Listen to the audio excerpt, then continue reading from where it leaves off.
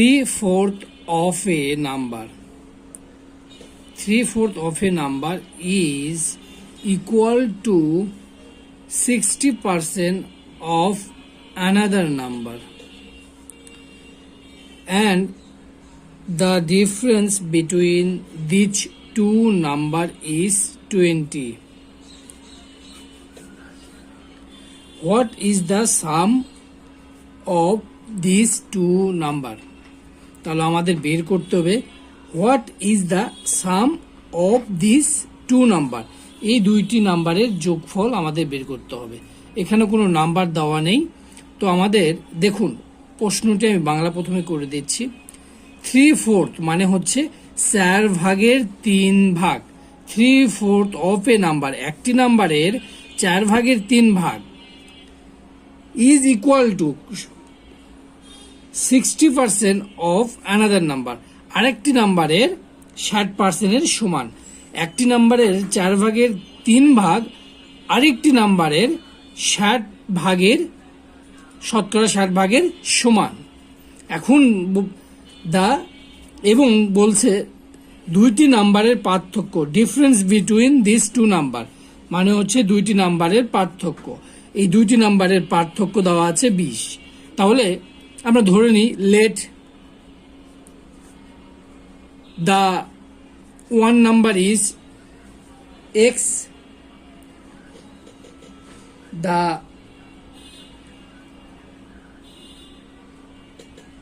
Number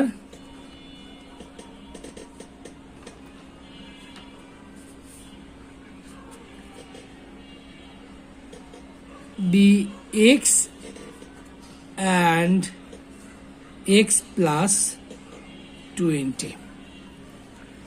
দেখুন আমরা এইটুকু তো বুঝতে অবশ্যই পারছি। দ্য নাম্বার ইজ এক্স, একটি নাম্বার ধরে নিলাম, a number is X and another is X plus, একটি নাম্বার এক্স আরেকটি নাম্বার এক্স প্লাস আমরা 20 নিয়েছি। তো একটি নাম্বার যদি এক্স হয়, ধরুন আমরা যদি এইভাবে বলি অঙ্কটি, ধরুন আপনাকে বলেছে দুইটি নাম্বারের বিয়োগফল 2, তা ধরুন একটি নাম্বার 8 আর একটি নাম্বার 6। এখন দেখুন তো এই দুটি বিয়োগফল কি 2 আসে কিনা। আপনি যদি এইটা কি এক্স ধরেন তাহলে একটি নাম্বার আমরা জানি দেখে এটা বের করতে পারলাম। একটি নাম্বার যদি এক্স হয়, ধরুন 6 সমান এক্স, তাহলে এক্স ধরলাম, তাহলে এই 6 এখানে ইকুয়াল টু এক্স, তাহলে 8 আমরা কিভাবে পাবো? এক্স প্লাস 2 দিলেই পাবো, কারণ এখানে এক্স সমান 6, তখন কিন্তু এটা নাম্বারটা 8 পাবো, কারণ আমরা জানি এক্স সমান 6। এক্ষেত্রে আমরা জানি, এই জন্য এটা বুঝলাম। ঠিক এই ক্ষেত্রেও তাই, যে আমরা ছোট নাম্বার যেটা সেটাকে এক্স ধরলাম, আর অবশ্যই বড় নাম্বারটি এক্স প্লাস 20 হবে। কেন হবে? এখানে বলে দিয়েছে the difference between this two number is 20। তাহলে একটি নাম্বার থেকে আরেকটি নাম্বার যখন বাদ দিব তাহলে তার 20 বেশি থাকবে। তাহলে একটি নাম্বার যদি আমরা পার্থক্যটি 20 থাকবে, তার মানে হচ্ছে একটি নাম্বার যদি এক্স হয় তাহলে আরেকটি নাম্বার কি থাকবে? 20 বেশি থাকবে, তবেই তো তাদের পার্থক্য 20 থাকবে, তা না হলে তো থাকবে না। দুটি নাম্বার যদি আপনার 10 এবং 30 হয়, তবেই তো না 20 বিয়োগ করলে আমাদের 20 থাকবে। একটি নাম্বার 10, একটি নাম্বার 30, তাই না? প্লাস আমরা 20 যদি দেই তাহলেই তো সেই নাম্বারটাকে তো পাবো 30। এখানে x সমান 10, তবেই তো আমরা 30টা পাবো। তো এখানে এই জন্য আমরা লিখেছি x একটি নাম্বার আর একটি ধরে নিলাম x প্লাস 20। আপনি যদি x এবং y ধরেন তাহলে কিন্তু হবে না, ঝামেলা হয়ে যাবে, অনেক বড় অঙ্ক হয়ে যাবে, আপনি করতে পারবেন না। তো এইভাবে ধরে নিতে হবে। এখন দেখুন বলছে তাহলে আমাদের কি করতে হবে? 3/4, তাহলে 4/3 কোন নাম্বারের? একটি নাম্বার, তাহলে আমরা x ধরলাম। তাহলে অপর আরেকটি নাম্বারে কত বলছে? সমান হবে কত? 60%। কার নাম্বারের? আরেকটি নাম্বার, তাহলে আরেকটি নাম্বার এখানে কি? X plus 20। এটি আপনি ক্যালকুলেশন করলে আপনার উত্তর চলে আসবে। তো ক্যালকুলেশন করুন। অর 3x/4 60/100 গুণন x প্লাস 20। এখন দেখুন অর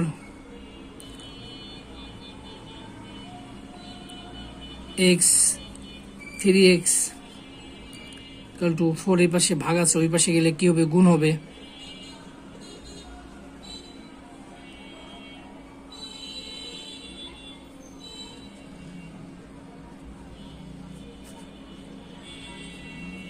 এক্স প্লাস 20, এই শূন্য এই শূন্য, 2 দিয়ে কাটলে 2, 2 দিয়ে কাটলে 5,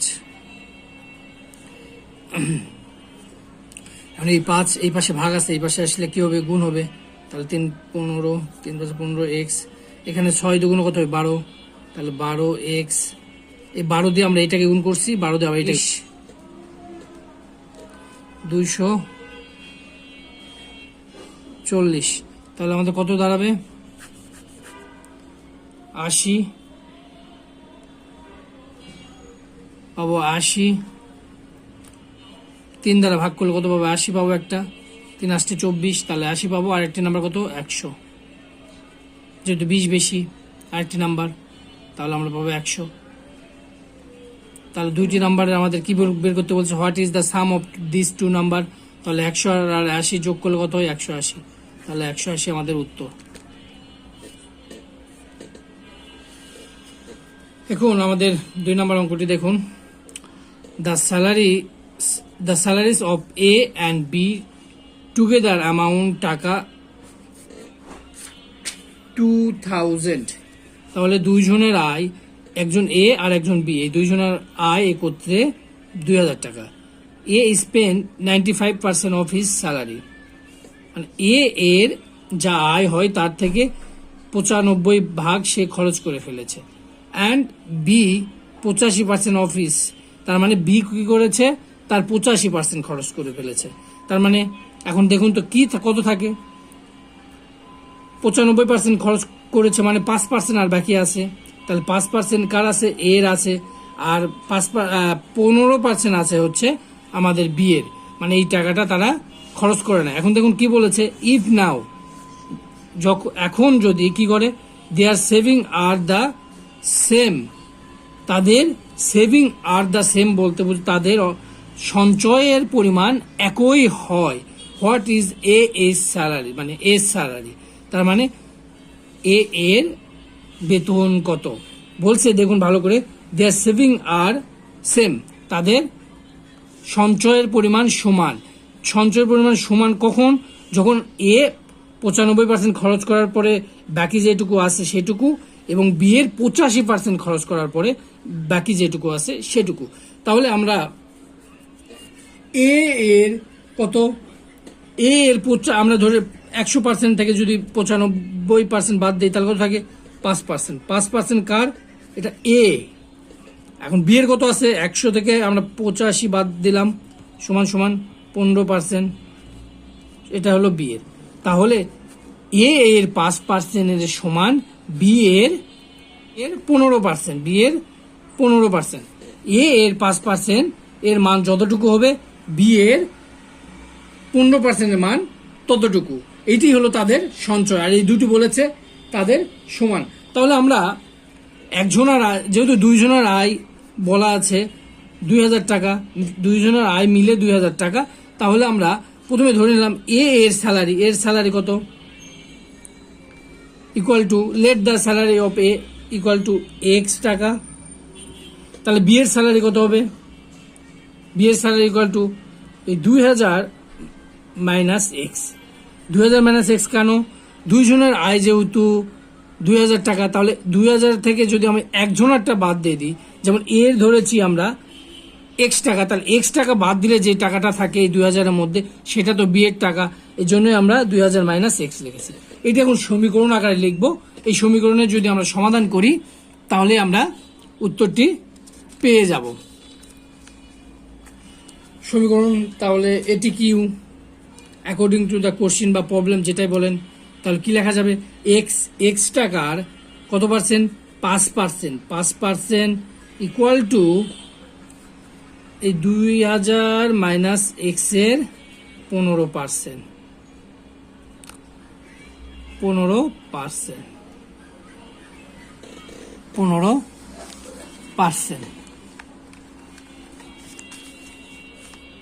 15%, और এখন আপনি করুন 5/100 মানে হচ্ছে, আপনাকে এটা একবার সংক্ষেপে করি আমরা, আচ্ছা সংক্ষেপে না করি, 5/100, 2000 মাইনাস এক্স বাই উপরে 15 নিচে 100, দুই পাশে 100 আছে, 100 আমরা বাদ দিয়ে দিতে পারবো, সমস্যা নেই। উপরে উভয় পক্ষে 100 দ্বারা গুণ করলাম, মনে করেন গুণ করলে উপর নিচে নিচে কেটে যায়, তাহলে 5x এই পাশে থাকে আর ওই পাশে থাকে 15 গুণিতক 2000 মাইনাস 15x। তাহলে এই পাশে আসলে কত হয়, 15 মাইনাস এই পাশে আসলে 15 আর 5 20x ইকুয়াল টু 15 গুণিতক, দেখুন আমি গুণ না করে রেখে দিচ্ছি যাতে কাটাকাটি আমাদের করতে সুবিধা হয়।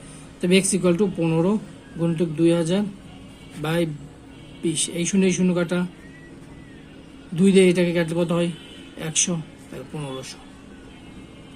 তাহলে এ এর আমাদের স্যালারি চেয়েছে, তাহলে এর স্যালারি কত, এ স্যালারি সমান সমান 1500, আর বি এর স্যালারি সমান সমান 2000, যেহেতু 500 আর 1500।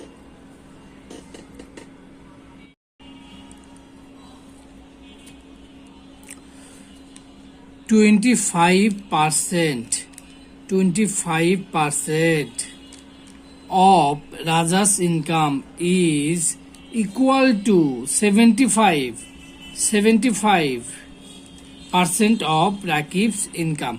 তাহলে বলেছে 25% রাজার আয়ের সমান 75% রাকিবের আয়। তাহলে বলুন তো কার আয়টি বেশি, রাকিবের আয় নাকি রাজার আয়?